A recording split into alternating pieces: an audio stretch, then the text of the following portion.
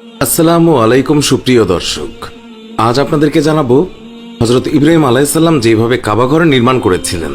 ইসমাইল আলাইহিসসালাম যখন একটু বড় হলেন তখন আল্লাহ তাআলা ইব্রাহিম আলাইহিসসালামকে মসজিদ নির্মাণের নির্দেশ দিলেন।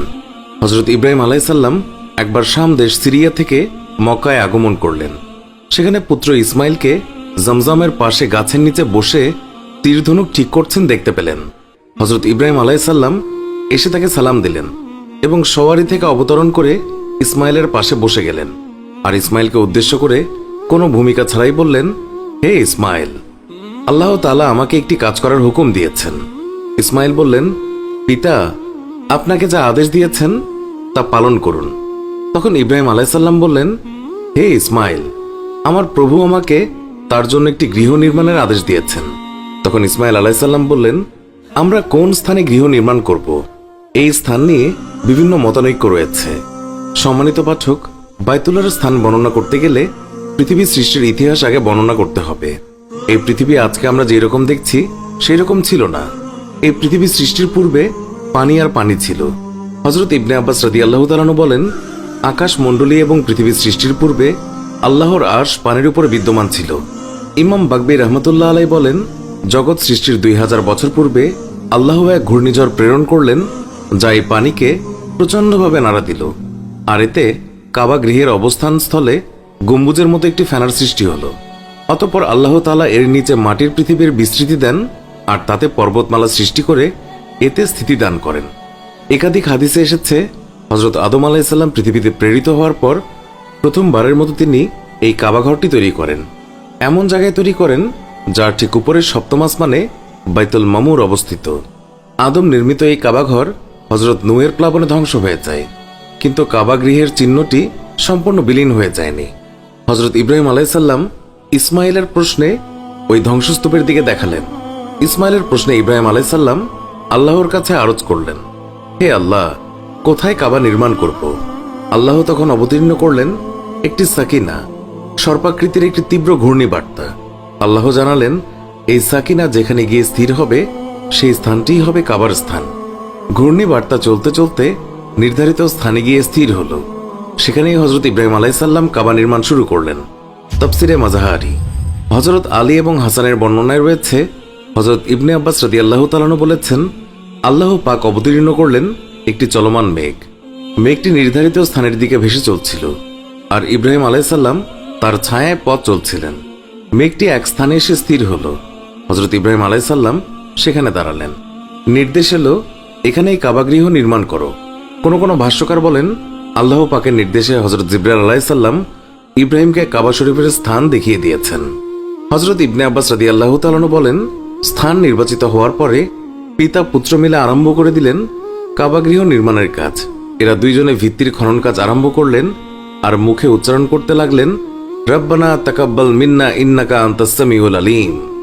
আর স্মরণ করো, ইব্রাহিম আলাইহিসসালাম এবং ইসমাইল আলাইহিসসালাম যখন এই গৃহের প্রাচীর নির্মাণ করেছিল তখন তারা দোয়া করে বলেছিল, হে আমাদের রব, আমাদের এই খেদমত কবুল করে নাও।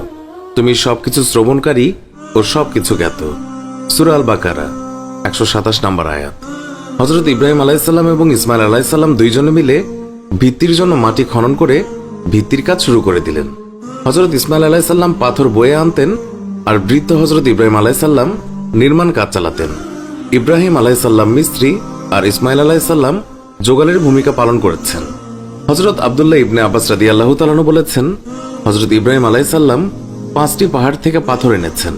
পাহাড়গুলো হলো হেরা, সিনাই, সিরিয়ায় অবস্থিত লুবনান, জুদি এবং 5 নম্বর জায়তা। ভিত্তি স্থাপন হয়েছিল হেরা পর্বতের পাথর দ্বারা। দেয়ালের গাঁথুনি যখন বর্তমানে রক্ষিত হাজরে আসওয়াতের উচ্চতা পর্যন্ত পৌঁছালো তখন ইব্রাহিম আলাইহিসসালাম বললেন, ইয়া ইসমাইল, এখানে সুন্দর একটি পাথর স্থাপনা করো যাতে এই দিকে তাওয়াফকারীদের অন্তর আকৃষ্ট হয়। ইসমাইল আলাইহিসসালাম অনেক অনুসন্ধান করে একটি পাথর নিয়ে এলেন, কিন্তু ইব্রাহিমের তা মনোভূত হল না। তিনি এর চেয়েও সুন্দর পাথর সংগ্রহ করতে তাকে নির্দেশ দিলেন। পুনরায় অন্বেষণে লিপ্ত হলেন হযরত ইসমাইল আলাইহিসসালাম। পাহাড়ে পাহাড়ে সুন্দর পাথর খুঁজে তিনি বেড়াচ্ছিলেন। এমন সময় আবু কুবাইস পাহাড় থেকে উচ্চারিত হল, হে ইসমাইল, আপনার একটি গচ্ছিত সম্পদ আছে আমার জিম্মায়। সম্পদটি নিয়ে আমাকে দায়মুক্ত করুন।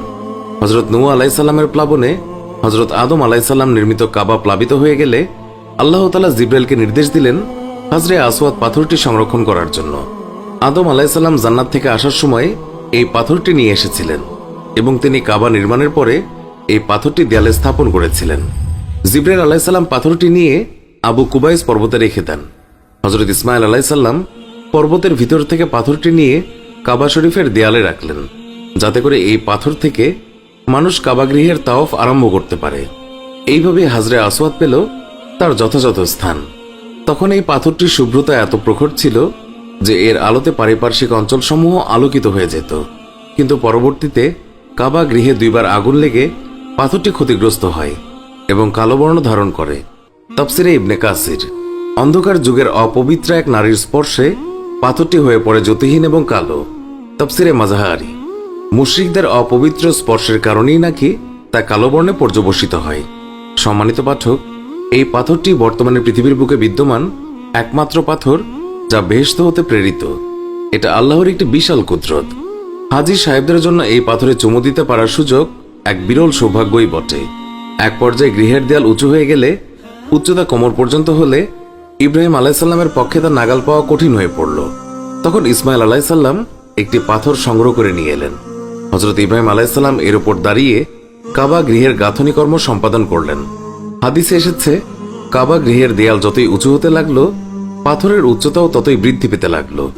এছাড়াও পাথরটির পৃষ্ঠে ইব্রাহিম আলাইসাল্লামের 2 পায়ের স্পষ্ট ছাপও আজও বিদ্যমান, যা একটু লক্ষ্য করলেই দর্শকের কাছে দৃষ্ট হবে। কাবা গৃহের চারদিকের দেয়াল নির্মাণে এই পাথরটি ঘুরিয়ে ঘুরিয়ে ব্যবহার করতেন। তখন থেকে এই পাথরটি মাকামে ইব্রাহিম নামে পরিচিত। অবশেষে গৃহের সম্মুখে এসে নির্মাণ কাজ সমাপ্ত করলেন। তখনও পর্যন্ত কাবা ঘরের কোনো ছাদ ছিল না।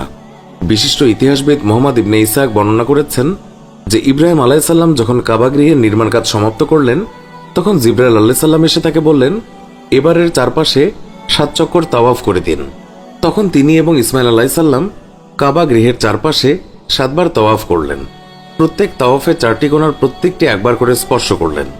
আল্লাহ রাব্বুল আলামিন তাদের এই তাওয়াফকে এতই পছন্দ করেছেন যে কিয়ামত পর্যন্ত জারি রাখার জন্য উম্মতে মুহাম্মাদের উপরে এই তাওয়াফকে হজের ফরজ করে দিয়েছেন।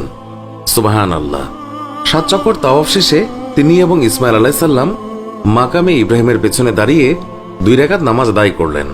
আমার আল্লাহ রাব্বুল আলামিন তাদের এই নামাজকে এতই পছন্দ করেছেন যে কিয়ামত পর্যন্ত জারি রাখার জন্য উম্মতে মুহাম্মাদের উপরে এই নামাজকে হজের সুন্নাত করে দিয়েছেন। সুবহানাল্লাহ। হযরত জিবরাইল আলাইহিসসালাম তাদের সাথে দাঁড়িয়ে তাদের হজের রীতিনীতি বিস্তারিতভাবে শিখিয়ে দিলেন। এরপর জিবরাইল আলাইহিসসালাম তাদেরকে নিয়ে আরাফাতে পৌঁছালেন। তখন জিবরাইল আলাইহিসসালাম হযরত ইব্রাহিম আলাইহিসসালামকে প্রশ্ন করলেন, হাল আরাফাতা মানসিকাকা, আপনি কি হজের নিয়মকানুন জেনে নিয়েছেন? তখন হযরত ইব্রাহিম আলাইহিসসালাম উত্তর দিয়ে বললেন, আরাফাতু, হ্যাঁ আমি জানি।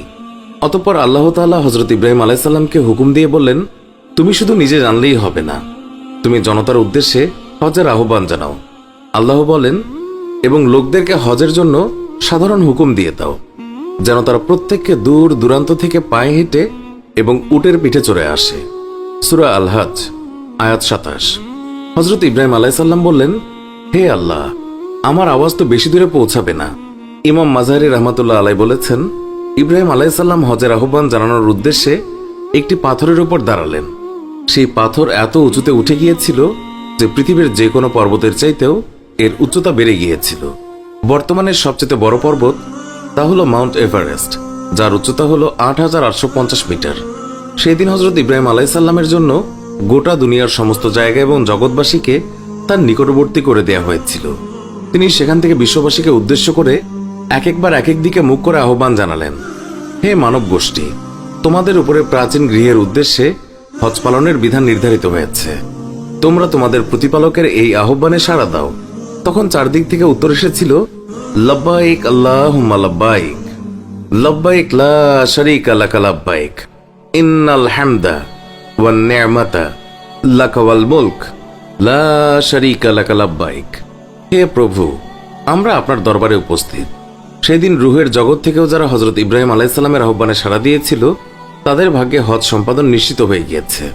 এখন যারা হজ করে তাদের সবারই রূহ ইব্রাহিমের আহ্বানে লাব্বাইক আল্লাহুম্মা লাব্বাইক বলে উঠেছিল আলমে আওয়ার। আমাদের রুহটাও আল্লাহ তাআলা তাদের রুহের মধ্যে কবুল করে দিন, আমিন।